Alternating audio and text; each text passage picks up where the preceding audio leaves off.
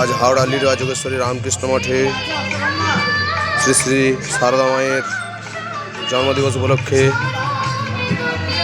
সপ্তশতী যজ্ঞ, রুদ্রযজ্ঞ এবং নবদুর্গার পূজা হোম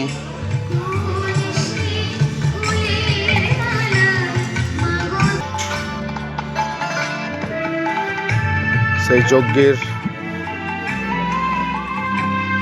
প্রারম্ভে আমাদেরকে দেখায়। দাদা যাবো যাবো দাদা